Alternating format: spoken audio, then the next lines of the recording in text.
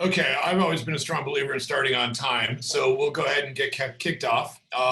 Very happy tonight to be here with, well, here relatively, with Ms. Johanna Fishbein, our old friend who's the head of university advising from UWC Dover. Hi, Johanna. Hi, everyone. Hi, Jeremy. I'm not really sure how to turn off my video feed, so I might just put a post-it over my camera when we get started. But what we're going to be doing tonight is going through kind of on a very whirlwind basis, a world tour of what's going on in the wonderful world of higher education internationally right now in the face of the COVID crisis. Obviously, this is, I think, if you're looking at using a sporting analogy, we're not even halfway through the first half yet. So this is very much a work in progress. And a lot of what we're going to be doing is speculative, and a lot of times we're going to be saying, we don't know, and it depends, and we'll figure it out later. And that's sort of the approach I think we all should have in the back of our heads, that we're really making this up as we go along, as are all the universities as well. To use a Chinese aphorism that is oftentimes attributed to Deng Xiaoping, the great 20th century pragmatist, which means to feel stones to walk across the river, to pass the river by feeling for stones. Mean that we're figuring this out as we go. All the universities are figuring that as we go. Thank you very much. Obviously, we have your questions from before. Put it in chat, and we'll address those later on. We don't really know what's going on, except what we can speculate. And universities' policies are really changing every day. I personally subscribe to, I think, 9 or 10 e-newsletters and spend about 2 hours a day trying to keep up on all this. And a lot of the information is like, whoa, this university said this, and then a week later they go back and say something else. Now, ultimately, though, you have to remember that universities need students, and the requirements for what is necessary to gain admissions is going to be very much a fluid work in progress. And you just have to kind of keep your ears to the ground and make sure you don't get too excited at this point, because there's really not much we can do now as just participants rather than actors. The best source of information on specific university policy, I really can't state this enough, is going to be the university website. And I've found that oftentimes they lean on their Twitter account. So even if you don't have Twitter, it's easy enough to look up what universities of Oregon made some big changes last couple of days, what they're saying. Sometimes we've seen the university president will say one thing, and then a few days later, someone else will counteract it, which of course is the same in politics and in any large organization. But the university Twitter account is much better for information than certainly anything you're hearing from friends or anything that you're hearing from other people. Okay, so just to get started here. Oops, sorry about that. Okay, Joanna, maybe you could just walk us through this first slide then. Okay, so we're breaking it down by country, as Jeremy said, and a lot of what we're talking about today, just to be clear, is speculation. So part of what I was asked to do, and I'm happy to do, is share some thoughts and predictions, but I just want to be sure it's clear we're not 100% sure any of this is going to happen. The universities and high schools these are uncertain times and certainly unprecedented. So just keep that in mind as we talk through some of this information. So as we think about North America and Canada, those universities, one thing that universities are talking a lot about is a potential drop in international students. And this is particularly going to have an impact on universities that might not be those most selective or those big name schools. So there are potential for that happening, which means that in theory, some of the smaller universities may be closing. And so, you know, a lot of universities, there've been a lot of articles out about the financial state of universities and can they afford, if there is a decrease in international students, can they afford to keep going? And so that's certainly a dialogue that's happening on university campuses right now.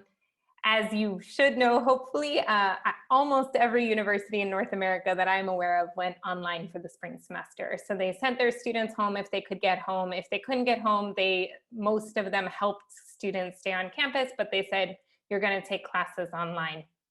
So that has happened, and that is still ongoing right now. As we talk about what's happening for the fall in North America, it's really unclear at the moment. UCLA just announced that they do have they're planning for remote learning for their first quarter. Of course, they're hoping students can get there, but they have a plan in place. And we're watching more and more universities share that. So Universities don't know what they're doing at this point, but they're certainly planning for either online learning or a January start. And so that, of course, has visa implications, which is a lot of the questions we're getting on the high school side. What do I do about my visa? And the good news is, for the US anyway, you can't apply for a student visa until 120 days before you start. So students still have time, but it is certainly something to think about, because if the school starts in January, students won't apply for their student visa until November or December. Sorry, Jeremy. Thank you very much. I think one thing, just to reinforce what Johanna said, all universities are probably having a meeting every 6 hours trying to figure out what they're going to message to their students about what's happening. And again, it's a very dynamic process, but they all kind of have to make a call on things. What do you say? But by the middle of June or end June, they have to kind of commit to a course? Yes, and I think UCLA sort of started the trend. They posted yesterday. So I think in the next few weeks, we're going to see more and more schools coming out with that. Purdue has already said they're prepared to do online learning. And so I think they're going to have to make final decisions by mid-June because of that student visa piece, hopefully, or hopefully. Yeah, that's a very good point with visas. And I will say, for all things kind of international with American universities, University of California, because it's so big, it's sort of the elephant in the corner, that whatever UC does, everyone else tends to follow in line with them, simply because they're such a dominant actor. So Joanna, maybe you can bring us through these ones as well. Sure. So one thing we've already noticed, so speaking in terms of the impact for grade 11 students, so that would be the class of 2021, some universities are saying, so most universities are not going to be requiring standardized testing anymore, with the exception of those few highly selective ones.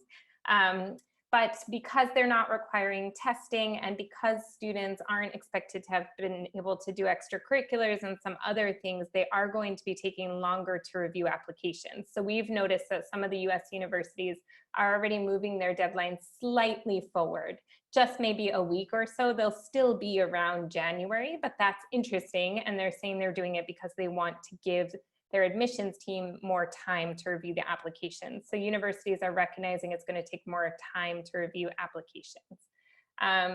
Universities are definitely looking at their tuition structure. And so how are they going to charge families if they do go online? What is that going to look like in terms of tuition? Is tuition going to stay the same? What about room and board?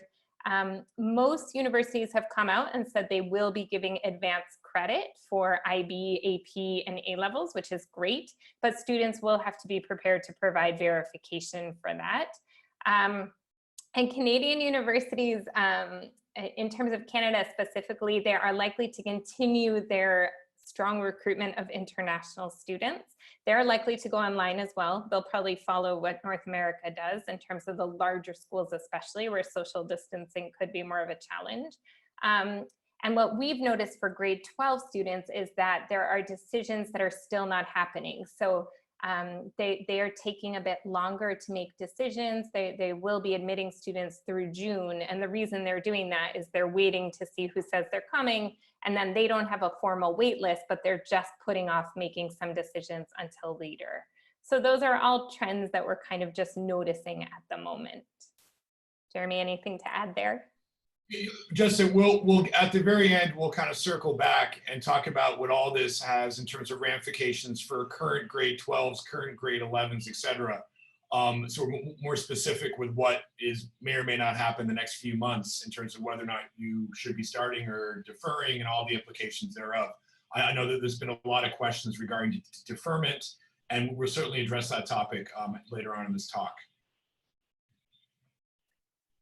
And then just a few other trends that we're noticing is that in North America, the expectation of the principles of good practice in admissions are that double deposits are not permitted. So that means if you tell one university I'm enrolling, you can't tell another university in North America that you're enrolling as well. In the past, that's been very not allowed.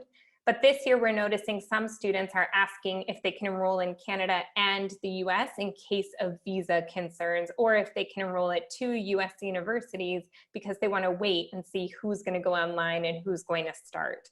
So that has a huge impact on universities because they're not sure who's actually going to come to campus. And in the US in particular, their budget sometimes is down to a single student coming. So the knock-on effect of that is that we've noticed that many more students are on wait lists, and that universities may be leaning very heavy on their wait lists as they see melt. Like, so as students drop off and they realize they're not coming, they may take more students off their wait list. But that also means wait lists might be kept open longer. So in the past, wait lists used to close in June, and now some universities they've moved their enrollment deadlines back. So it's very possible that students won't know they're off a wait list till end of June, beginning of July. Some universities, oh, sorry, go ahead, Jeremy. Just to butt in a little bit. So some students might get into school A, waitlisted at school B. They commit to school A, and then they find out that they got in off the wait list at school B, and then they might opt for school B, and then school A has to go in off the wait list. It's almost like a cascade effect, just sort of rippling through the entire firmament. Correct. And it also means families you will have to, if you decide to go to a school off a wait list, you lose your enrollment deposit at other schools. So there can be financial implications to that for families as well. Sure. The other thing is that some universities are strongly encouraging students to consider an option to defer, whereas others are saying deferring will not be possible. And so that's something we're just noticing in terms of communication. It seems to be that private universities are encouraging any students who have concerns about visas to consider deferring, whereas public universities, generally speaking, this is a generalization, are saying don't defer, we want you to come regardless of if we're online or not. And just some other knock-on effects in the USA and Canada. Again, for the class for 2020, so for the next application cycle, this will be for grade 11 students for the class of 2021, there's going to be a much stronger focus on attained grades, essays, and teacher recommendations, because there won't be that testing there. And there won't be extracurriculars. And it's really important that I think families understand this. Universities are not expecting those things. They know students can't get their internship over the summer, or can't do the service work they planned, or their volunteer trips. They are not going to expect those things, but it means that they're going to be changing their essay questions and trying to get to different ways to know the students, which means there's going to be a stronger emphasis on grades and essays for sure. And for those more competitive, highly selective, big name schools that you may have all heard of, it's going to be harder to get in. I think for sure some of them are going test optional, so that means their numbers are going to go up, and it's just going to be more competitive. Whereas those middle tier schools, it's likely to be the same, if not possibly more, a little bit easier to get in than possibly in the past. So when we are talking, right? Go ahead, Jeremy, sorry. No, when Joanna says the numbers go up, when schools go test optional, traditionally they experience a bit of a jump in the number of applicants. Yeah. And that means that they can be a little bit more choosy. And of course, that helps their ratings, because the lower the admit rate, the better the school. So yeah, I think it's going to be, for the current class of 2021, they're going to be sort of disadvantaged. And a lot of people were asking, well, if universities are only looking at my grades and my essays and my teacher, right, well, what else can I do? Joanne, do you have any suggestions about anything else they can yes. use? So we were talking about that today with our grade 11s, and I was saying, I think they're going to revamp their essays, and instead of saying like, what's an extracurricular activity that you are most proud of, I think they're going to say, what did you read during the times of COVID that you were most intrigued by, or what's one thing you did by yourself. So I think doing like online courses, if you can do anything to do any service in your community, virtually, of course, but I think that intellectual curiosity piece they're going to be looking for. So they're going to want to know, like, what podcast did you listen to? What books did you read? How did you like socialize? I think they're going to be looking for those sorts of things instead of, you know, what clubs and activities did you join? Yes, something that I've been reading and seeing a lot is that universities are all going to be inserting some type of COVID question into the batteries that the kids are going to get. And something I've been telling for a while now is very few kids have a regular diary that they keep, but I would recommend all the students that we work with, sit down for 20 minutes and just write about your feelings and what's happening. this would be useful, of course, for the eventual university application, but it'd also be useful in 10, 15, 20 years when you have something to look back on that time. And the kids maybe get asked by their kids, oh, what was it like during COVID? I mean, this is the most important period that most of us will ever live through, hopefully. And being able to reflect upon it is just a good intellectual exercise, but I think it's also a great coping mechanism just to get through the confinement and all the inconvenience that we're all going through right now. I'm going to steal that idea. That's a great idea. And it will also help put them in the right frame for writing an essay, like reflecting on their feelings and their emotions and all that good stuff. So, yeah, I mean, I was a young student in a different millennium studying abroad in China and Taiwan. And I still have the diaries I kept, you know, in my chicken scratch at the time. And every couple of years I go back and flip through them and just kind of remiss, because you think you're going to remember everything. You think you take a photo and I remember it's going to be on Instagram or whatnot, but nothing beats a moleskin and pen on paper and just writing down what you did every day and just your thoughts on that. And that's something I think will be a cherished possession later on in everyone's life. That's a great idea. The other thing is I did see Common Application, which is the main application for the US, is adding a question about COVID. And it's going to be more the student speaking to the impact on them. So they probably don't want to write their essay about it, but there will be a spot for students to share what the impact on them was, and for schools to share, like, did we do remote learning? What did we change our grading? Anything like that. So they're going to get that information for sure. Okay, and just one final question here, Johanna. Do you think the schools will try to up their game on interviews at all? Or is it just logistically too hard? I think it's logistically too hard, and I think it might be too risky depending on if they can actually have, because normally they use their local alumni networks and do in-person meetings. So I don't, right? So, but I do wonder, I mean, it would be interesting, or maybe they'll have video interviews, which we noticed some schools started to do. They might be doing more little 10-minute video interviews just to provide another metric or input. I would say, you know, schools that would do that would not be your University of Michigan's or University of California, because the scope of it is just so large. That would be more your Bard colleges or your Amherst or your Pomona's of the world, the smaller schools that are able to do that maybe with their in-house admission staff, or they may even deputize students to do it. Yeah. And I think one of the questions I noticed that had come through before this webinar was like, how do students stand out in that pool? And that's really hard. But that whole idea of community, like just being a good member of your community, I think students should be thinking about how do you demonstrate that in a time when you're only able to be a virtual member of your community. So like whether that's being a good brother or sister, or, you know, what that is something to be thinking about. And just finally on this slide, I don't want us to get bogged down too much, but in the invite that I sent out to everyone, I think I included a link to a Google Doc that some sort of colleagues of ours around the world have been adding to, that has a couple hundred suggestions of worthy activities to do at home that not playing Fortnite or making your parents' life more difficult, sort of stuff that you can do at home that is equivalent to a co-curricular activity, but something you can do at home. To tell you the truth, I haven't looked through the Google Doc that carefully, so we can't kind of endorse any one activity, but it certainly is a point of departure where you can start looking at things. And we'll talk more about summer activities and what to do in this fallow time moving forward. Okay, now we go on to UK and Europe, where I know much less than Johanna does, so I'll just step aside here. Okay, I will do my overview. Okay, so I think it's going to be very similar. Just to be clear, the UK and Europe has no idea what they're doing either.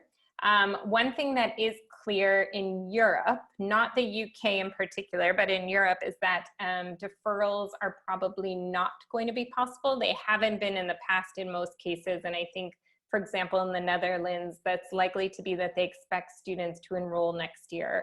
And I was just reading a post actually right before this that said they're actually encouraging students to start next year, even if it's online, because after next year, once Brexit takes place, the fees will change. So, so that's interesting, I think, especially for the Netherlands and Greater Europe.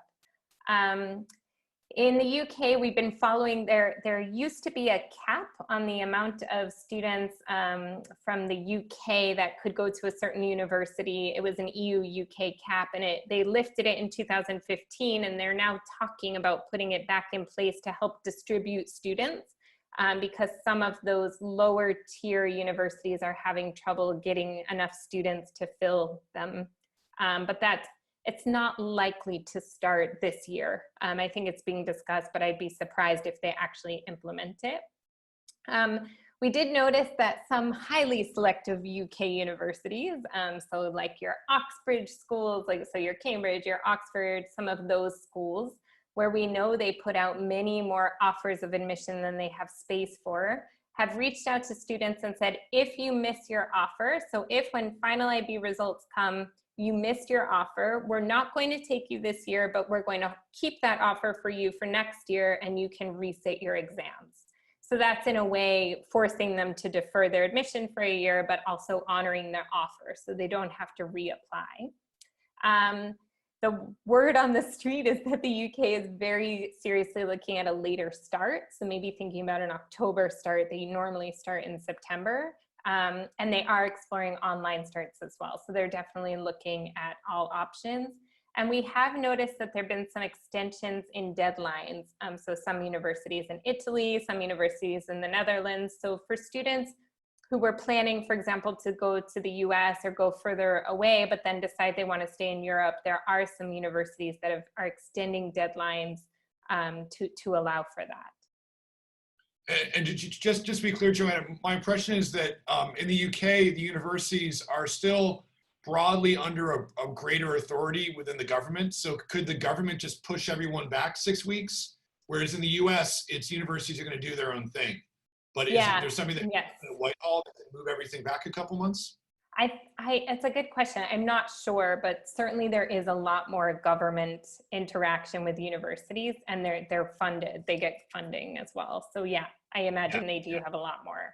Yeah. Yeah, I mean, the important thing with American universities, that they can, the non-land grant, the non-public universities really have carte blanche to do what they want. Yeah. And that's one of the reasons I think for all the confusion that we're seeing. And maybe just one thing I'll add. So a parent asked me today, do I think there's going to be a change in the UK admissions process next year for the grade 11s? And I don't think the anticipated grades are going to change at all. So if a university expected 38 points and 666 at higher level for an IB student, I don't think that's going to change. I think what will change is they won't expect a personal statement full of activities and involvement outside of school. So they're going to be looking more at just academics, and that's where that intellectual exploration that Jeremy was talking about and doing like outside reading and courses and things like that, that's where that will help. Okay, and Joanne, one question that just popped up is, do the UK universities, are they going to accept the truncated APs that are rolling out this month or next month? Any word on that? I don't know.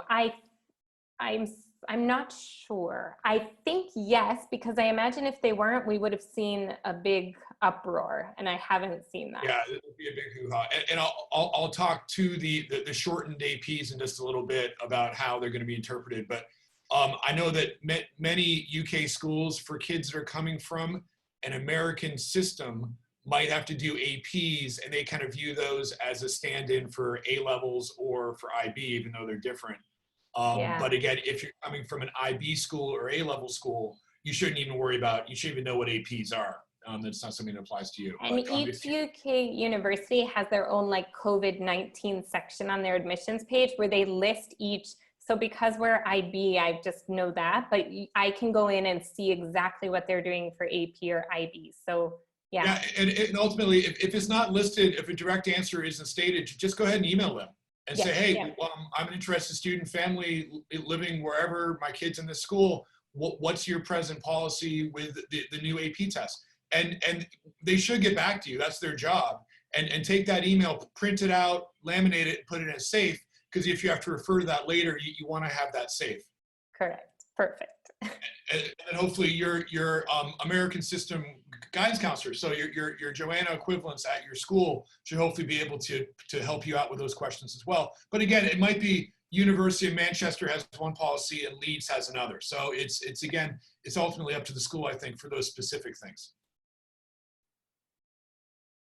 Okay, I think that's UK and Europe, not done obviously, but that's it for now. And I'll take the lead here in Australia. Yep. Australian universities have had a great run, a great innings, if you would, to use an Aussie expression, the last 20 years or so, in increasing enrollment, going up the world rankings, et cetera. A lot of their ranking increases have been predicated on getting more foreign students in to get more revenue, to hire more high-flying researchers from abroad normally to come and write research papers, not necessarily teach, but those research papers help them go up the rankings, and they've become this sort of the Sisyphean questing to go up the rankings table. All this fell apart in the last 6 months. People have been sort of anticipating this might be a risky bargain. It's like, you know, you don't want your biggest, you don't want one customer to be 80% of your business. It wasn't that bad, but the way this hit and the timing it hit with the main impact on travel happening in February, well, that's when Australian schools start. New Zealand's less impacted, but that's when Australian schools start the term. And some Aussie schools are, you know, 25, 30% are foreign students. The bulk of them from China, a smaller number from India. And you had 150,000 students from China who couldn't get there. And it was a bit of a scramble. Some traveled via third countries, and it was just a bit of a faff. Some of them pushed it back. Some of them just are doing online learning back in Wuhan or Jinan or wherever. But ultimately, Australian universities are really up against it. Now, there's going to be massive changes in American university systems in terms of which schools survive and which schools don't. Same in the UK. But I think more than anywhere else, the impact's going to be Australia. Now, the Australian government under ScoMo, they're not very supportive of education. They tend to take a bit of a hands-off approach. But the Australian universities, every week, they're saying, we need more of a bailout. Otherwise, you know, some of them might shut. Now, 40 universities in America might close, and you wouldn't even know. 40 universities in Australia, well, that's pretty much all Australian universities. So it's going to be a really profound impact. Education is the third largest export earner in Australia. The numbers I saw that just at the universities employ 21,000 people that are directly linked to foreign students. And that's not even getting into, I'm an economist by training, not even getting into, you know, rental paid, you know, cars, travel, all the stuff that these foreign students are bringing in, not to mention the real estate that their parents are buying that's supporting the entire Australian economy. So it really is a bit of a, I want to say a mess, but it's even more of a slow-moving train wreck in Australia than it is elsewhere. Some universities are dramatically cutting programs. So if you want to, you want to study, economics at University of New South Wales is just fine. But if you have specific programs that are a little bit niche at a school that's not your University of Melbourne or UWA, just be careful, because that university might be cutting their less popular programs just out of sheer necessity. University of Tasmania, I'm sure it's a fine school, but they're going from 512 undergrad programs or combinations to 120. And that's kind of huge. So it's going to be very interesting. Now the admissions cycle, I think, is a little bit off. So the present juniors, the 11th graders, would have some time to kind of look and see what shakes out with Australian universities and just keep an eye on things. And there are a lot of people keeping an eye on things. But again, Australian schools are certainly going to be more profoundly impacted in the short and medium term than schools in the UK or the US. New Zealand, my feel for the schools there are pretty much, they're safe in that foreign students aren't as much of a support as they would be in Australia. I know very little about Australia, Kiwi University. Johanna, do you have any input there? No, I would agree with that. I think it will have a bigger impact in Australia. Yeah. And again, they've effectively hung their petard on these foreign students, which again, foreign international students are great, foreign travel is wonderful, but if that big of a chunk of your revenue is coming in from that one source and then all of a sudden is cut off, you're really up against it. So I haven't even read about Australian universities like fighting over students, and they're sure to do the same. Again, the timing was such that it didn't have as much of an impact because of the way their academic cycle works on the year, but it's certainly something to keep your eyes out when you're looking at Australian universities. I think the big message is make sure that the programs that interest you are still going to be there in 12 months because they're going to have to do a consolidation. Yep, I agree. Perfect. Okay, on to other destinations. This is pretty much everything else. Singapore, I know a little about. I've only been here 20 years. Singapore universities, they take foreign students, and it's always been harder to get in if you're a foreign student, particularly if you're not from China. Yep. So they have all gone online, as although ones do, and they've all pretty much said that they should get back to traditional learning in August. How that will affect admissions rate and stuff, I think it would just be pretty much the same moving forward. Hong Kong, they're a little bit more open. There's more foreign system universities up there that are taking students from elsewhere. But I think the SCAD Hong Kong is still going to be desperate for students. What do you say, Johanna? Yeah, I would say Hong Kong has been very proactively recruiting our students and trying to entice them to come, because even before coronavirus, they had all the protests and there were safety concerns about Hong Kong. So I think their universities are really struggling to get international students. So they're really, really trying. It's a great time if you want to go to Hong Kong. And there's some awesome programs in Hong Kong that are going to be looking for you. And again, Hong Kong, as Johanna mentioned, it's suffering the double whammy that, if we all remember, during the pre-COVID days, way back in the Stone Ages, they had those protests that started really, I think, if memory serves, they kicked off in August. So they really would have been hit on that entire cycle. And I know that Hong Kong universities like to get a lot of students in from China, and a lot of Chinese families aren't going to want to send their kids to some place that's going through sort of foment and potential revolution. So they would have lost a lot there. So in the next cycle around, they're going to be, as Johanna said, proactive in terms of putting bums in seats. Yeah. And I think Japan will be the same. Yeah. I mean, one thing demographically in Japan, South Korea, and Taiwan, the slight differences, they all overbuilt universities back in the 60s and 70s. They did in the States too, but in South Korea, Taiwan, Japan, there's a massive demographic hole that they're addressing right now. Taiwan, I know a fair bit about. They had all the universities from China effectively moved to Taiwan in 1949 when the nationalists retreated. So Taiwan has way too many universities, and they opened up to kids from China, but that door gets open, gets closed, gets open and closed, the way that the relations happen over the straits. And a lot of schools, particularly in Japan, have said, like schools in Holland, have said, listen, we need to get international students. There are not going to be many students who are going to have the level of Japanese to be able to do academic Japanese. So let's set up a international English language medium university. And that's been happening for 10, 15 years in Japan. Korea, less so. Taiwan, I think that's just happening now. And those universities are really great. And they're particularly, I think, in Japan, they offer a more modestly priced education that's world renowned. And you're living in some place like Tokyo. Or Osaka or Kyoto. And they're giving a great huge scholarships too. Like they're really trying. Yeah. And a lot of these universities, because they're legacy systems and they're a bit idiosyncratic in their admissions, they have specific entrance exams that are maybe only for that one school or only for that one program. Most of those are, just through sheer expediency, are moving online in way, shape, or form. So you want to check with the universities on those specifics. Okay, Joanne, anything to add about other places? No, I think that's, if you have questions about other countries, throw them into the chat and we'll see what we know.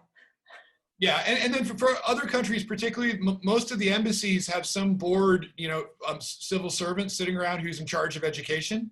And call him, ask him, hey, what can you tell me about this? There's someone in charge of it.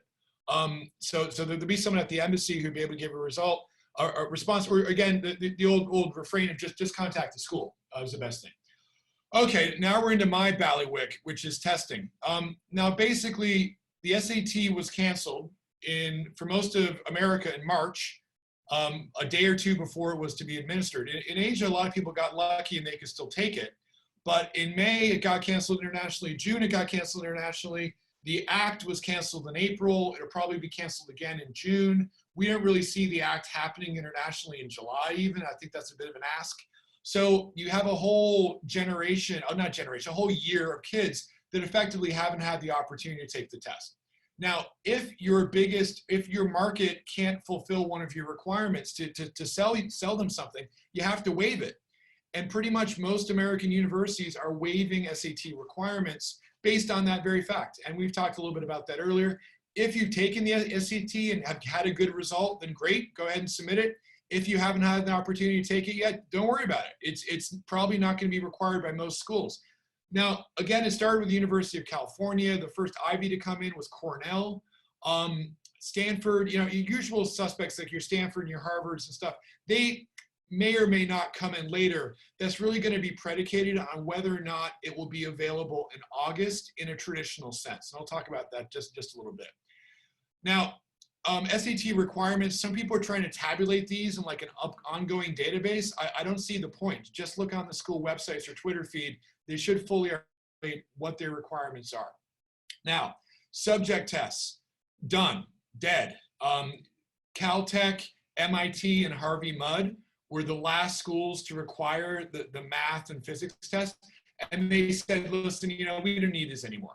So hopefully these are just going to die a death. A lot of schools will still say recommended, but particularly if you're doing IB, you know what, IB-SL is harder than a subject test and a better predictor. So I say don't worry about subject tests. They're probably, you know, some schools like in South Korea might still require them. Basically, my whole take with subject tests has always been any schools that require subject tests are going to be exceptionally difficult to get into. The subject tests are not that hard. So if you really need to prepare to take the math subject test, you know what? You don't have a snowball's chance of getting into MIT or some school like that that requires it. So I would say check with the school individually. There are still, you know, individual sub-programs, you know, joint degree programs, engineering and this and that at Carnegie Mellon that might still state that they require them. But again, if SATs aren't available, then subject tests aren't available as well. So think about them now. Next scheduled SAT is going to be August 29th. And what College Board is doing, they're adding additional SAT test dates in the States. The September test date is being added internationally. Now, access to SATs internationally has always been a little bit dicey, but I would say even now it's going to be more dicey if the test is administered in its traditional sense. It's in paper and pencil. You're sitting down with 100 kids in a big room and take the test. Some schools are closed test centers. I know that, for example, the American School here in Singapore and UWC East is a closed test center. They have said that if you're one of the students who were supposed to take it in May and got canceled, then you should have the first bite of the apple when they open it up for August. And this should happen presumably towards the end of May. And the College Board have done a okay job in communicating what their policy is. There is a specific COVID-19 College Board update page, but of course it's specific for kids in Idaho and the domestic market.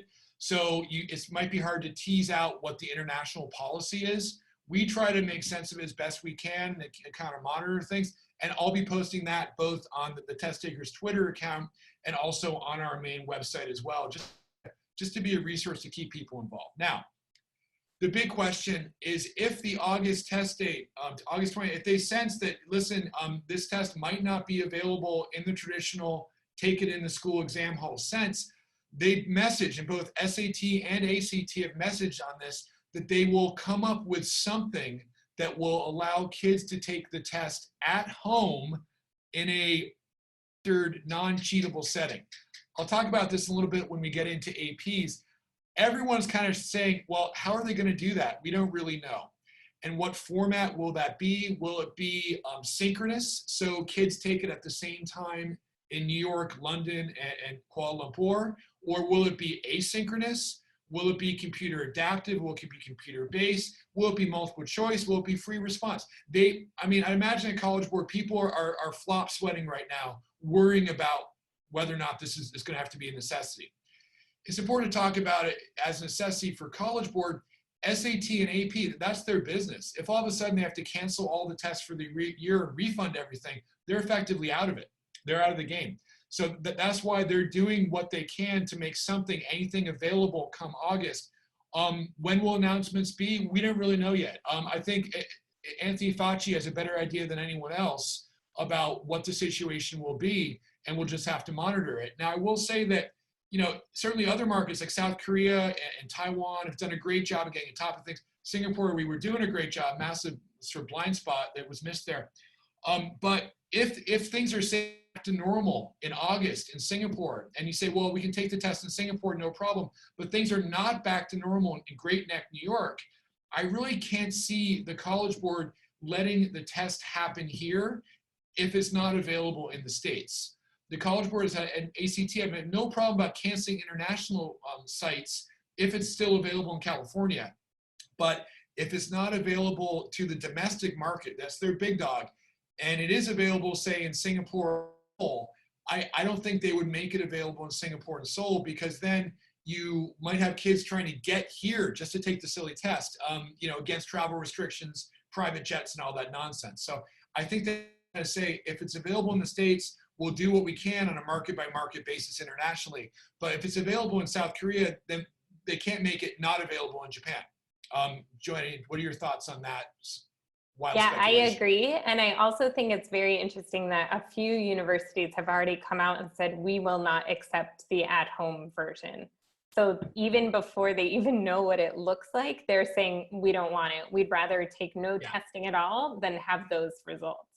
So yeah, I think it's important to know that if you're a student applying to said university and say you haven't had the opportunity to take the test yet, and they say that we won't accept this new thing online, it's unproven, it's bunk, the university is going to say, okay, we're going to look at you without considering testing, and that student will not be adversely affected by not being able to submit a score. That's a question I've seen again and again, that, you know, what if I can't take the test, will I be adversely affected? Normally, this is a question that applies to international students who get shafted one way or another because of cancellations, but now we're all in it together. It's a kumbaya moment that the kids in America are asking these same questions. So the universities are going to have to be ecumenical and say, hey, you can't take the test, don't worry about it. You know, let me look at your essays, let me look at your recommendations, all the other stuff that will go into the application. And I don't envy these admissions readers who have a lot more work to do come November. And I'll just say, like, these cancellations have been going on for years internationally, and the international counselors and Jeremy, all of us have been screaming to the universities, this isn't fair, this isn't fair. But now that it's impacting the US market, the universities are making a change. So if there's one like possible silver lining here, it is that finally the US market is understanding the disruption of cancellations. So I think that's quite interesting.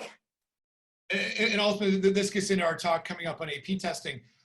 You know, the international market is single digits for College Board and ACT. So they've, you know, if you're, you know, more people take the test in a county of California than maybe all of Southeast Asia. You know, that's speculative, because College Board never released their numbers, but you can kind of tease out that finally College Board is having to sort of face the reaper and say, hey, and they're, you know, I think that folks at College Board and ACT, they're doing their best with the situation to, you know, provide data to universities. But I think because of the fluidness of the situation, there's only so much that they can do.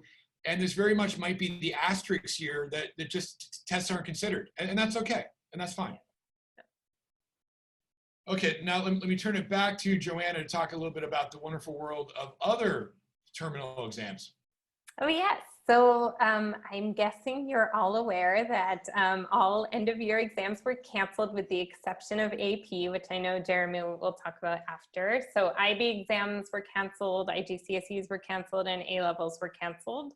So all of the exam boards are calculating students will still get exam results, but they're calculating it differently, and that information has been shared with families by schools as much as we know. So for example, IB has been very, very vague about how they're calculating the grades. So there's not much we can tell families. And so that is the communication you would get about that is either from the exam board directly or from the schools. But the good thing is that for IB anyway, and I imagine it will be for the others, that there is still a process for appeal in place. So if a student gets a final result that they really believe is not correct, there's still a process to appeal it. And so the things on that sense are going forward as normal. The results are coming out and the same deadline as they would have And so it will just be, everyone's just sort of waiting and seeing right now because no one knows exactly what those final results are going to look like. Yeah, and this gets into, you know, acceptiveness of the AP tests. Again, it's all going to be up to the schools and the broader system internationally. And Joanne, there's one question we just circle back real quick about if UWC is going to be a closed test center for the SAT moving forward. We just found out yesterday, finally. So yes, we will. I know it was a big fight, but we got it. So yes, so we will definitely be giving the August exam. We're not sure about which other dates we will have, but August we'll definitely be able to give for grade 11 students at UWC. Okay. Or grade 12 at that time, yeah.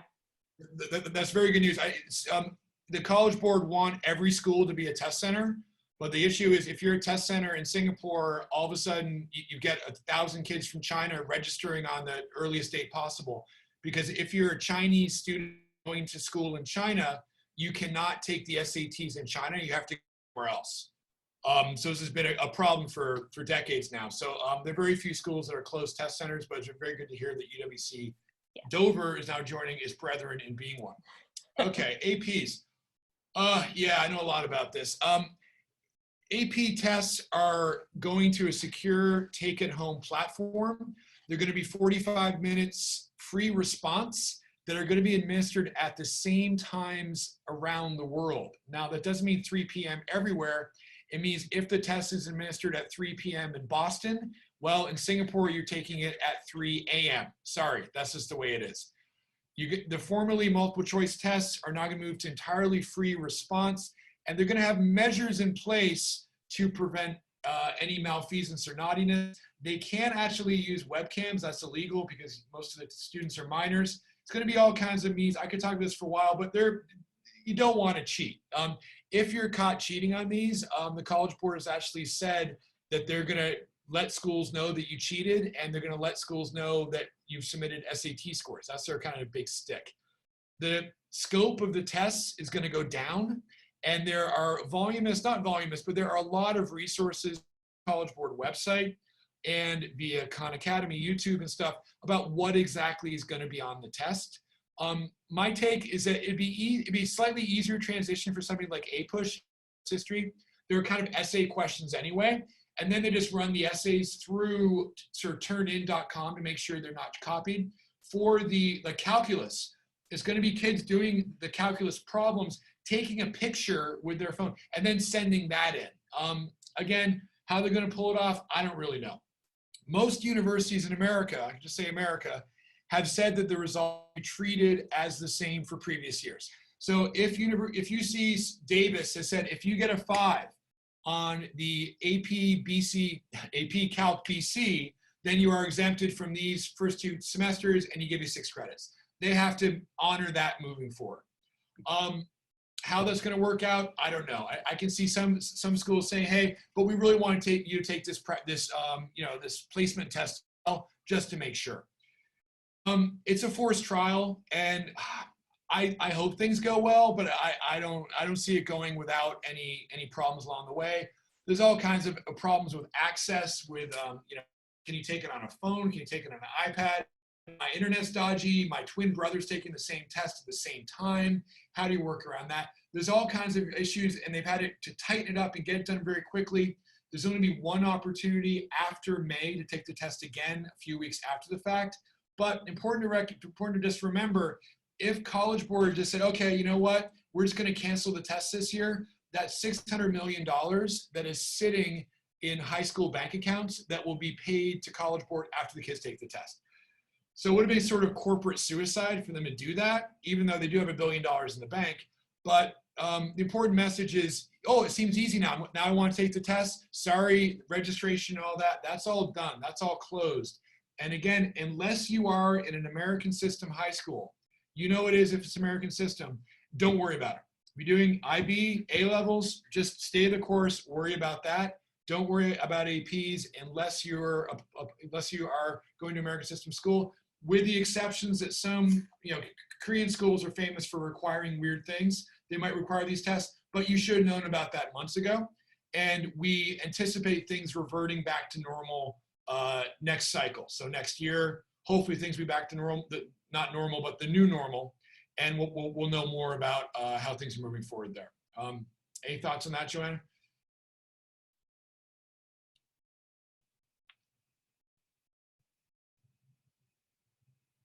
Oh, sorry, I was muted. I just said I agree. And the big statement I would just echo is if you're not in an AP curriculum, you should not be taking these exams, just like Jeremy said.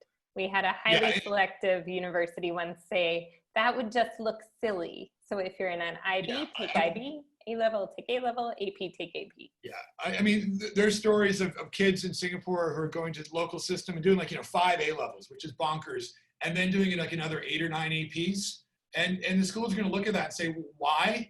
Why aren't you playing sports or doing other more important things with your life? So again, this is only for APs. And now, if you go to one of these schools, your teachers are right now fully informed on this. Ask them about specifics, what's going to be on the test, et cetera. The College Board has done a pretty good job in messaging the specifics on at least test content. But again, international kids are collectively shafted in that you have to take the test at 1 a.m., 3 a.m., or I think 5 a.m. is the other spot. So now we're just going to turn to year-by-year recommendations. Maybe, Joey, you take 2020, and then I'll take a stab at the harder one. All right. So 2020, students who already applied, they should check their universities for updates, check deadlines. The universities are communicating directly with students, so that is the best place to get your information. I think if you are considering going to the US and may have some flexibility with considering a deferral, you may want to talk to your advisor or talk to someone that you trust about that option. I've been telling my students, write to your universities. So if they're telling you you need to decide on a deferral by June 1st, but you want until June 10th, write to them and ask. This is the best year to write to universities. They're going to be flexible in many cases. So I think students, not parents, but students should be directly communicating with the universities with any questions they have, any flexibility they want. I say it never, ever hurts to ask, and they may as well do that. And then I think just be aware that, as I said, a big trend is that public schools are saying deferral is not an option. And so some students will need to be preparing to go online learning for the first semester, and then they'll join the residential community in January. So as parents, it's something to think about in terms of, is that worth paying the full tuition for? And is that a decision you as a family are okay with? Yeah, and just to echo what Johanna said, I think gap years are a wonderful thing. And, hopefully there's something you can do useful with your gap year, and not just sit around Woodlands or something. But this might be the time, if you haven't considered a gap year, to take a good hard look, providing that your university will save you a seat. You don't want to go back into the sort of the general population and then come out again. And again, if your university tells you that they will, take that email, laminate it, put it in a safe, photocopy it, put it on Dropbox, and make sure that you hold on to that, because again, the situation is fluid. But the universities don't want to, they want you. They're going to do what it takes to fill their classes. A little bit more about 2021. We've talked about this all a bit obliquely thus far, but again, SAT, ACT optional at most schools. Honestly, if you were applying to Harvard or have a good shot at getting into Harvard, you probably would have taken the SAT already in December or in March. If you haven't, then you might be up against a little bit, but we don't anticipate that being too much of a concern. If you can take the test again, as in if it's available to take it at UWC or God forbid at home, and you can prepare for it without getting too worked up about things, and you think you're going to do well, then why not? Why not do it? It's just another metric for some of them to look at. It does come into scholarships at land-grant at public universities. So if you are an American citizen and you're applying to, say, I don't know, University of Washington, they might have scholarships that have SAT scores kind of fixed to them. And those changes haven't been made yet. Will they be made in the future? Of course they will, but some of them might not be. Yeah. So it's just something to consider. And in my next newsletter that I'll pump out probably in a couple of weeks, we'll have an article with more information on this whole testing update, and also some good reasons to maybe take the test again if it doesn't get in your way of doing something else. This summer, you're going to be cooped up. You're going to have things to do. Again, that Google Doc, if you didn't get that, just go ahead and email me tomorrow. I have it bookmarked, obviously. I'll bang it out back to you. We're going to be doing some summer programs, kind of like English grammar, everyone's favorite, reading, kind of pre-prep academic programs. We might be doing some stuff to get ready for IB as well. You are going to know which courses you're going to take next year in 11th and 12th grade, right? Why not do some forward reading now? If you're doing history, why don't you find out from your teachers, what are the first couple books I'm going to have to read? Why don't you read those books now? Extended essay, you should pretty much have an idea about what you're going to be working on. You start doing as much research as possible now. Your extended essay might be more important this year coming because the other grades might be a little bit more wobbly in terms of how they are. And I know that some of you, for example, with the American School have that capstone project. Why not work on it over the summer? Again, just try to come up with a schedule of working a little bit every day that you're not just sitting around watching TV all day. I mean, we all love Netflix and binge on stuff. We just want to keep busy and keep your brain active. NS kids, geez, that's even more complicated than normal. That's national service kids. For those of you outside Singapore, to do a 2-year deferment. You're going to want to talk to your advisor, at the university advisor, talk to your parents, talk to the universities about what type of deferments they're going to be giving you. Traditionally, some schools give 2 years, some schools don't. All this is up in the air. And again, grades for you guys in 2021, because SAT, ACT is a little bit out, unknown out the window, grades are going to be the most important thing, and it's going to be even more competitive because everyone's going to be working harder. So that means the grades are going to be a little bit, perhaps even more important than normal. And again, they're always the number one, but I think moving forward, they might be even more important. And can I just add Johanna? something for Yeah, NS sure. boys? So I think for NS boys in the class of 2020 and the class of 2021, if you have the luxury of time, which you do, and you're applying to the US, I would wait a year. So I'm recommending my NS boys skip next year. I think next year is going to be a messy application year. It will be fine. Students will go to university, but if you have the luxury of time, consider waiting and applying in your second year or your first year of NS, depending on when you're graduating. But Okay, that's so something just I clear, recommend. that would be applying during the end of calendar year 2021, Right. rather than Right. the end of this year. Yeah. Correct. Okay. Yeah. Yeah, because if it's, I mean, why not? Because the NS kids that got the 2 years there anyway, why not wait that extra year for hopefully things to revert to the mean rather than be in the fray of all the sort of unsettledness that we're going to see moving forward. Yeah, and the NX experience just gives them so much more to write about, like all that.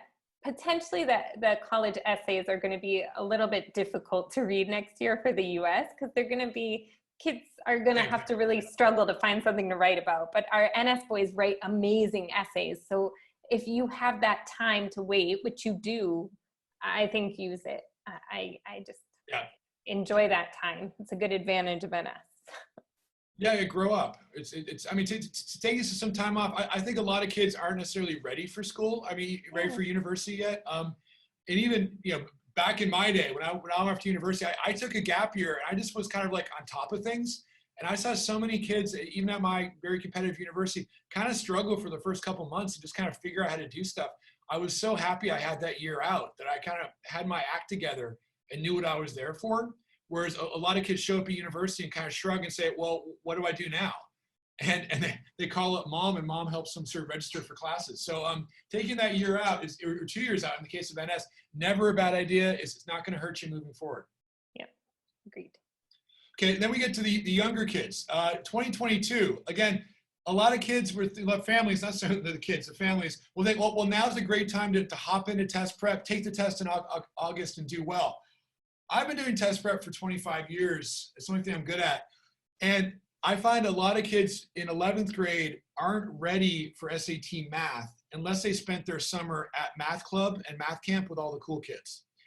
And also the other half of the test is reading and writing. That's not going to get worse in another 5 or 6 months of regular academics.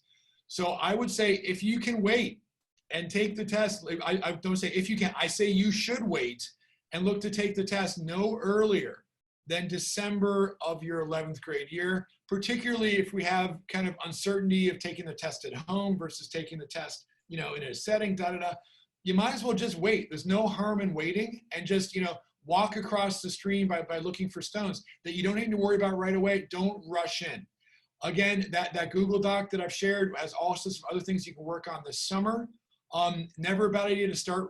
This goes for 2021 kids as well. There's all kinds of online ways to look at universities, virtual tours, all that stuff you can do this summer. Then again, you can't go there with our friend Trevor and do the tours yourself, but there's all kinds of avenues to look at schools virtually.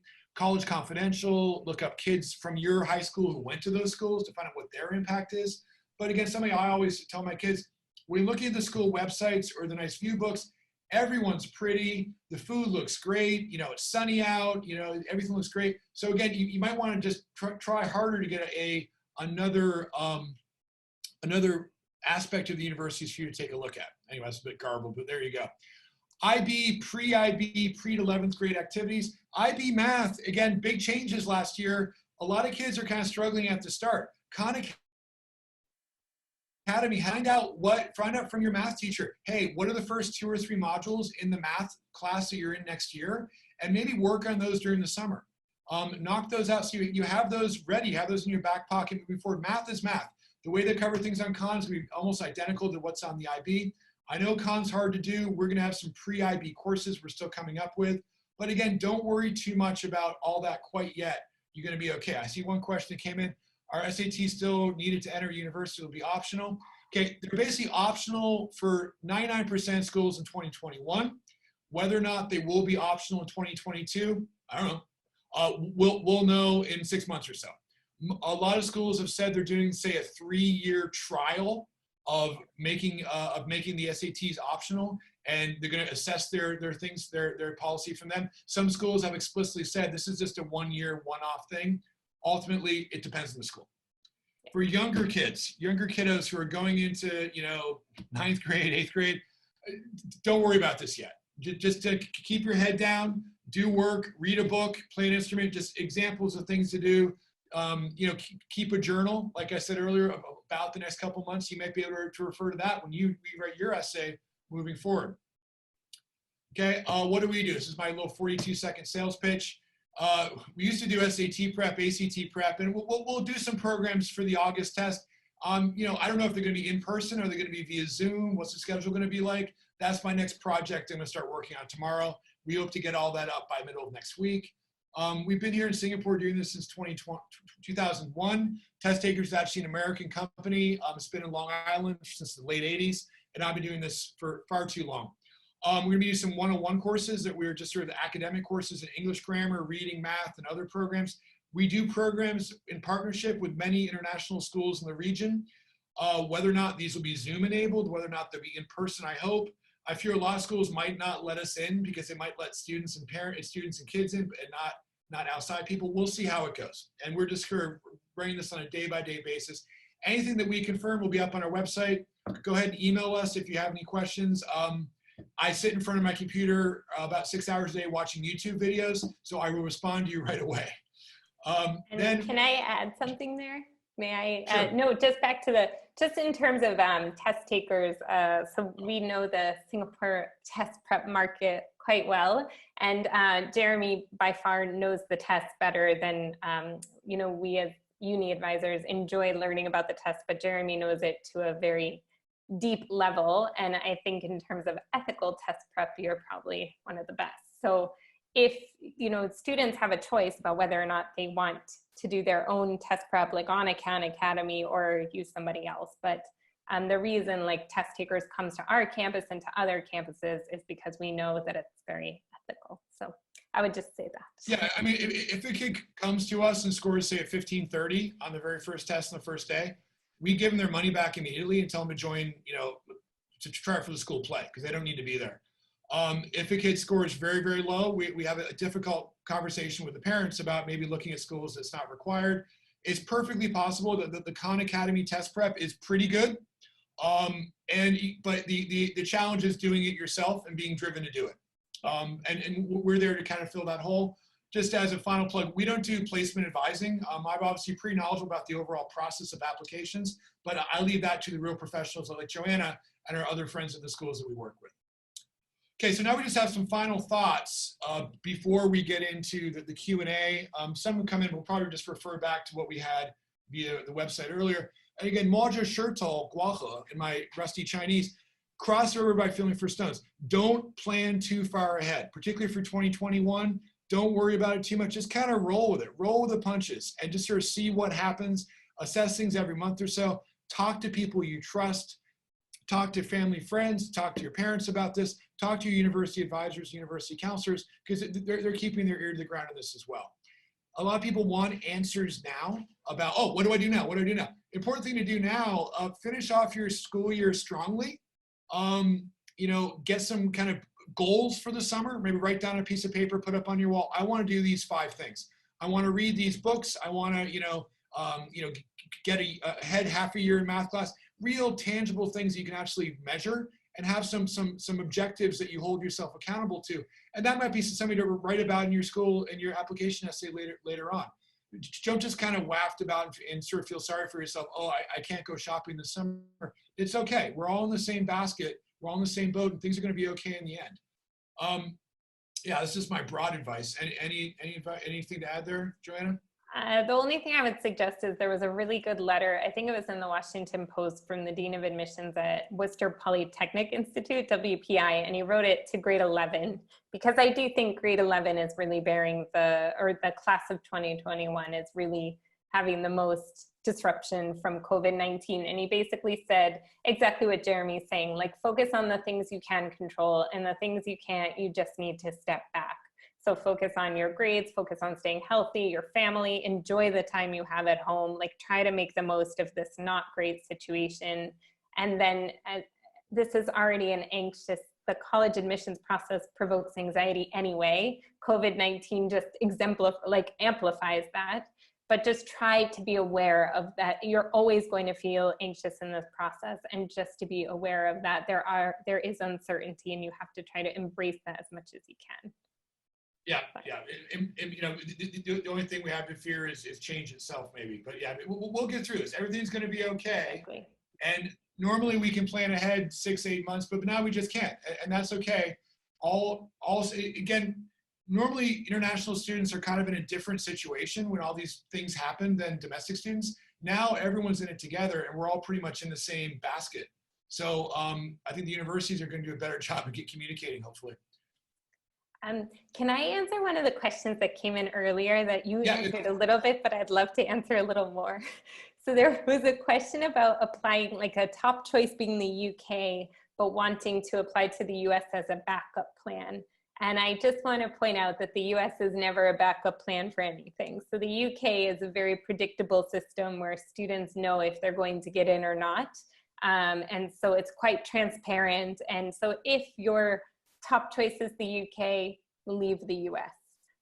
If your top choice is the US, then yes, absolutely focus on it. But that's one thing that I often hear in our office, and we say, no, the US we love the US, I'm from the US, but it's not worth the time and effort for those applications if it is not your very top choice to go there.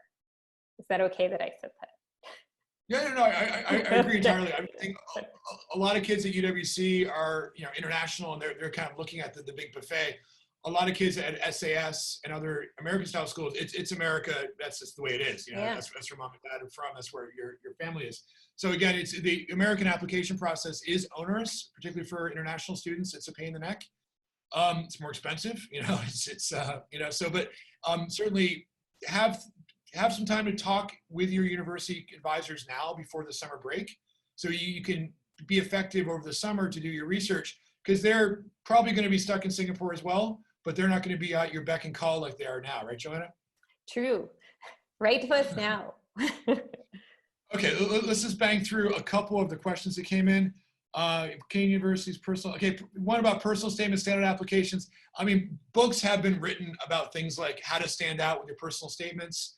And again, we may address that in future versions of a webinar, something like that. Visa admissions formalities in fall term could be fulfilled.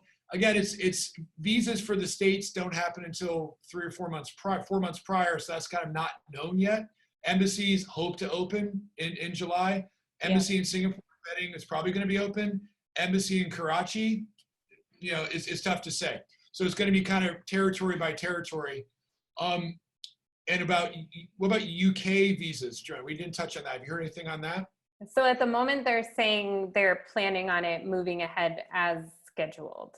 So Okay. they're optimistic in Singapore anyway. The British Council said they're optimistic that the visa process will be okay. I know for the US, and I imagine for the UK too, that student visas are the priority over the summer. So they're going to do everything they can, if the kids can go to campus, to get them that visa. So Yeah, and again, it's going to be sort of to be determined, but I think that the UK and Australia are more dependent on foreign students to fill the funding gaps than our American schools, American systems. And because it's more of a federal top-down system with the universities, I just anticipate them being a little bit more proactive and organized than America. We got too many cooks, trying to sort out everything, but we'll see. One question that came in is, any updates on change about applications for medicine in the UK? I think that's, look at the school website and see what they say, right? Yeah, the only thing I'd say is, so they're not going to expect that students had practical experience because most of them would have gotten it this summer, but there are virtual experiences they can be having. So those can be free online courses where you do like an intro to organic chemistry or or anatomy or something like that. So medical school is super competitive. It's going to remain competitive. So I think students are going to have to figure out, how can you show that you have that interest if you can't actually get practical experience? So maybe that's watching YouTube videos, or there's stuff out there, but I think that's going to be important. And the other thing is just to be, oh, go ahead. No, just the medical schools, presumably everyone's in the same boat, so they would have recommendations about what they can do, be it online courses, MOOCs, and that sort of thing, and not just watching all of Grey's Anatomy. Yes, exactly. And the other thing that we're just watching, and we don't know this for sure, but with Brexit actually happening, it would impact the international student quotas for the UK. So it could make it that, in theory, there would be more spots for international students. We don't know if this is happening or not, but that's certainly something to pay attention to. And the universities will tell you how many spots they have for international students. Yeah, I mean, something we've just sort of toe dipped is the how Brexit fits into the overall picture, which is a whole other hour discussion. That people will be writing about that. I would say, check trusted UK news sources like The Guardian, the Times Higher Education Supplement. I think I have to pay money for that one, but they have good up-to-date information. And again, any interesting articles I see, I'll tend to put on my Twitter feed. But if you're really interested in specific things like medicine, maybe look at, the UK Medical Association, like the overarching body. Yeah, there's like a medical portal. That's very good. Yeah. Yeah. There's, again, we're all in it together, so there should be a lot of information about this. One question, will US schools increase in-state admissions in favor of out-of-state kids in 2021 to help families impacted by COVID? And how will this affect the international intake? Again, I think that's kind of school by school, if you are hyper competitive or not, if you are a UC Berkeley versus a South Carolina, some satellite campus. But one thing maybe to just watch with those state universities is that, for example, in the announcement from UCLA, they said, we are not guaranteeing on-campus housing, which they used to guarantee. So I think as international students, it will be really important for families to look into accommodation, because you don't want to end up at a UCLA and not have anywhere to live. So I think that's going to be something so they might, they're not going to be providing housing for everyone where they might have in the past. So that's definitely one potential change. Yeah, because normally schools would allocate housing based on how far away you're coming from. Yeah. Hence, particularly kids in Singapore, you're first in queue. But if they don't, that's a major issue. And certainly, something that they should articulate. If it's not articulated fully, email the school, ask them a direct question. They can come back to you quickly. Take that email, print it, laminate it, put it in the safe, just so you have that safe for later on. Impact on COVID sports recruitment. Well, from everything I've heard, the fall sports is probably going to be off in the States. So, but they still need a tennis team, right? So have you heard anything directly on this? Yeah, I looked this up because I was curious. I'd heard there were changes. So two things have happened. One is that they've increased so they have an extra season of competition for current college athletes. So I think they used to be limited to 4 years, and now they have an extra season. But winter sports are not included. So like redshirted a year. Right. And then in terms of recruitment, they can now do virtual recruiting, which they didn't used to be allowed to do. So this used to be like a window where coaches couldn't contact via email and stuff, and now they can. And they're allowing unofficial transcripts. So in the past, you used to have official transcripts. So in terms of current kids being recruited, not huge changes at all. The biggest changes are for the current athletes at universities. Okay, yeah, and for American schools, all those rules are set by the NCAA as the overarching body looks after, not the schools. The NCAA, they set the law, and it's very important that kids follow all those procedures exactly, because I'm sure Johanna probably as well has some cautionary tales that kids who just screwed up a little bit, then they show up at university and they can't compete for a year because they went afoul of the rules. So I'm sure NCAA has full updates on their website. And there are people that kind of specialize in sports recruitment for international kids. I haven't met enough of them to be able to recommend anyone in particular. Me neither, yeah. Okay, impact admission criteria, we pretty much got over that. University admissions alternatives, I'm not quite sure what that means. I guess it means if you want to take a gap year and cook, we'll do it. Have at it. Yeah. Sarah's testing. Yeah, everything else I think we pretty much covered. One thing is saying, question in the chat about NS boys. It says, would you advise the class of 2020 NS boys applying along with the class of 2022 to take the SAT next year? Yeah, okay, that's a good one. Well, what I've heard is that you should always take the SAT when you're in school, not when you're in national service. Some universities prejudice tests they're taking, when you're 20 years old. Some people say, oh, I would just study for the SAT for a year. No. And I've been in Singapore 20 years. I've taught a lot of NS boys over the years. Let's just say that basic military training doesn't help your intellectual abilities. It helps the number of pull-ups you can do and how fast you can run a 5K. So particularly when you're in the Army for about a year, particularly kids who are in the Army for 2 years, if you're running around a camp all the time, there's going to be a certain amount of like turning that bit of your brain on again. So you won't necessarily do better, but universities really would rather you take the test while you're still in school.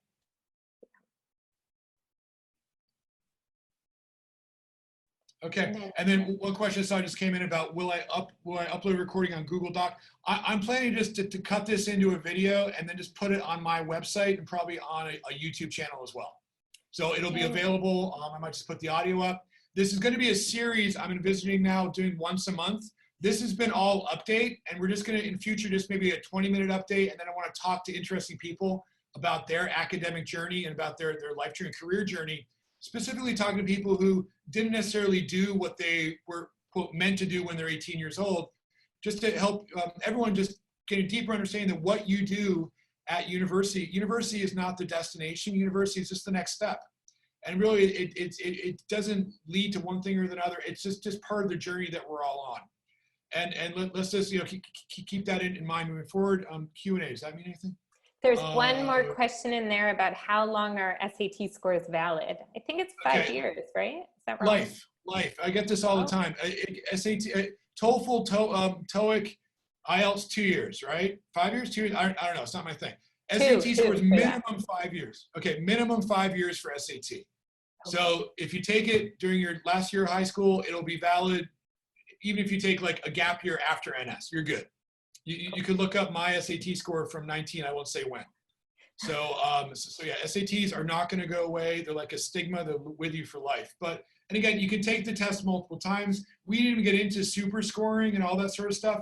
I would say schools are gonna be even more flexible than they have been in the past. Even for kids in 2022, they're gonna be super scoring like crazy. Will be more difficult to apply for scholarships. I would say academic, yes, absolutely. And that's a whole different discussion, unfortunately. That academic scholarships from American universities are generally available first and foremost to Americans. A lot of Americans are obviously going through very tough economic times right now and are going to be needing scholarships and borrowing more money and Pell Grants and all that stuff.